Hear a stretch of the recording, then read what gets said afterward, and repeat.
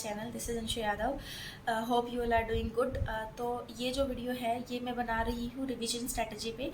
सबसे पहले क्योंकि बहुत सारे जो स्टूडेंट्स थे, लोग थे, उनका कमेंट आया था कि रिवीजन स्ट्रेटजी पे वीडियो बनाना है, कि मतलब सब्जेक्ट वाइज जो रिवाइज करने की स्ट्रेटजी होती है कैसे करनी चाहिए, उस पर वीडियो बनाने के लिए कहा था। तो ये वीडियो में मैं आपको फिज़िक्स, केमिस्ट्री एंड बायो का रिवीजन स्ट्रेटजी के बारे में बताऊंगी। देखती हूँ इसमें कितना बताया जाता है, क्योंकि अगर वीडियो लंबा हुआ तो मैं बायो का नेक्स्ट वीडियो में अपलोड कर दूँगी। ओके, तो लेट्स स्टार्ट दिस वीडियो। सबसे पहले फिजिक्स के लिए मैं आपको बताती हूँ। तो रिवाइज करने के लिए सबसे ज़्यादा ज़रूरी चीज़ है कि आप पहले कंसेप्ट्स को अपने स्ट्रॉन्ग करें, रिवाइज तभी आप अच्छे से कर पाएंगे। तो सबसे पहले फिजिक्स में जब आप टीचर पढ़ा रहे हैं तब आप साथ साथ, अगर आपके पास टाइम है तो आप एनसीईआरटी पढ़ सकते हैं, नहीं टाइम है तो no need to read NCERT सभी चैप्टर्स की। आप पॉइंट्स टू रिमेंबर पढ़ लीजिए चैप्टर खत्म होने के बाद। और जब स्टार्टिंग में आप चैप्टर पढ़े ना, तब तो आपको मॉड्यूल है या कोई बुक है आपके पास, उसके आपको सभी क्वेश्चंस लगाने हैं। सभी क्वेश्चन, सारी एक्सरसाइजेज है लाइक मॉड्यूल्स की, तो वो आपको सभी सॉल्व करनी है, एक एक क्वेश्चन। उसमें फिर आपको जो भी डाउट्स आते हैं वो आपको क्लियर करने हैं, टीचर से डाउट्स मत रखिएगा। उसके बाद रिवाइज कैसे करना है, तो आपके पास जैसे आपने कोई भी एक्सरसाइज की, उसमें आपको डेफिनेटली कुछ क्वेश्चंस होते हैं जो आपके रॉन्ग होंगे या किसी में आपको कन्फ्यूजन होएगा, तो आपको उन क्वेश्चन को नोट कर लेना है। Like I can show you, मैंने मेरी नोटबुक में नोट किया था।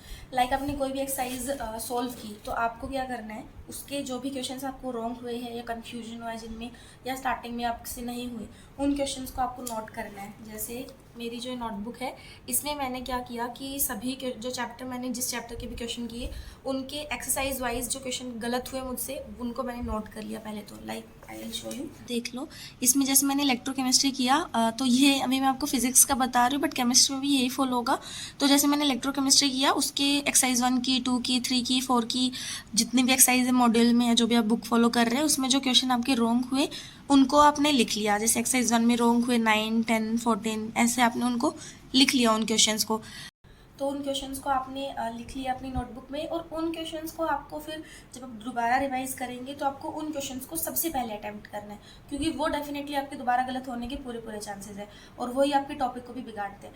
तो रिवाइज करने के लिए मैं आपको बता दूँ, सबसे पहले आप जब भी दोबारा रिवाइज करेंगे अपने टॉपिक को, एक बार पढ़ने के बाद कम्प्लीटली उसके सारे क्वेश्चन सॉल्व करने के बाद, जब भी आपको टाइम मिलेगा आप रिवाइज करेंगे, तो सबसे पहले आपको नोट्स रीड करना है। कोई भी चैप्टर आप पढ़े फिजिक्स का, उसको आप ये सोचेंगे कि फिजिक्स है तो मेनली न्यूमेरिकल्स करने हैं, बट अगर आप नोट्स नहीं पढ़ेंगे तो आपका रिवीजन नहीं होएगा। अगर आपके पास टाइम नहीं है, जैसे आप क्लासेस लग रही है और उस टाइम पे आप रिवाइज करते हैं, तो उसमें आप क्वेश्चन ना भी करें ना, या बिल्कुल 10-15 कुछ भी क्वेश्चन कर ले, वो भी चलेगा, बट नोट्स आप पक्का पढ़िए। क्वेश्चन ना भी हो तो ठीक है। अब फिर आपके पास जब आपका सिलेबस कंप्लीट हो जाता है, उसके बाद आपके पास ज़्यादा टाइम होता है, तो उसमें आप नोट्स पूरे पढ़ने हैं पहले, उसके बाद आपको क्वेश्चन प्रैक्टिस करने हैं। तो क्वेश्चन आप प्रैक्टिस कर लीजिए, लाइक मैंने बताया कि ये जो क्वेश्चन गलत हुए उनको सबसे पहले अटैम्प्ट कीजिए। उसके बाद आपके पास जितनी भी एक्सरसाइज है, लाइक 4 एक्सरसाइज है हमारे मॉड्यूल में, एलन मॉड्यूल्स में 4 एक्सरसाइज होती है, या कोई बुक है उसमें 100 क्वेश्चन है, तो उसमें से लाइक 50 क्वेश्चन आपने अटैम्प्ट कर लिया। या एक्सरसाइज है तो आपने 2 एक्सरसाइज कर ली इस रिविजन में, अगला नेक्स्ट रिविजन करेंगे आप, तब उसमें आपने नेक्स्ट 3 और 4 एक्सरसाइज अटैम्प्ट कर ली। ऐसे आप लगभग 50 to 100 क्वेश्चन अटैम्प्ट कर लीजिए उस चैप्टर के। इससे ज़्यादा अटैम्प्ट नहीं करोगे तो भी चलेगा, कंसेप्ट स्ट्रॉन्ग होना ज़्यादा ज़रूरी है। तो फिजिक्स में आपको यही रिवीजन स्ट्रैटेजी फॉलो करनी है। क्वेश्चन जो गलत हुए उनको लिखा, उनको आपको रिवाइज करना है चैप्टर पढ़ने के बाद और नोट्स रीड करने के बाद, ये ज़्यादा ज़रूरी है। ठीक है, तो ये आपको बेसिकली फॉलो करना है फिजिक्स के लिए, और केमिस्ट्री में भी आपको यही लगभग सा फॉलो करना है। तो केमिस्ट्री में जैसे आपने, सर ने आपको पढ़ाया स्टार्टिंग में टॉपिक, आप साथ साथ एनसीईआरटी पढ़िए उसकी। केमिस्ट्री में एनसीईआरटी पढ़ लीजिएगा, क्योंकि उसमें डायरेक्ट लाइन से क्वेश्चन आ जाते हैं, नीट में आए थे जैसे स्टेटमेंट वाले क्वेश्चन, तो आप एनसीईआरटी पढ़िए, ठीक है। और एक बार पढ़ लीजिए और हाईलाइट कर लीजिए पॉइंट्स को, कि आपको लगता है कि ये आने के चांसेस है, तो दोबारा जब पढ़े ना तो उन पॉइंट्स को ही पढ़ लीजिए रिविजन में, एनसीईआरटी का बेसिकली।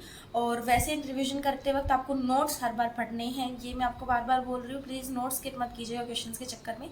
तो नोट्स पढ़ने हैं। उसके बाद केमिस्ट्री के क्वेश्चन जो होते हैं ना, वो थोड़े जल्दी हो जाते हैं फिजिक्स की उसमें, तो आप ज़्यादा क्वेश्चन प्रैक्टिस कर सकते हैं उसमें।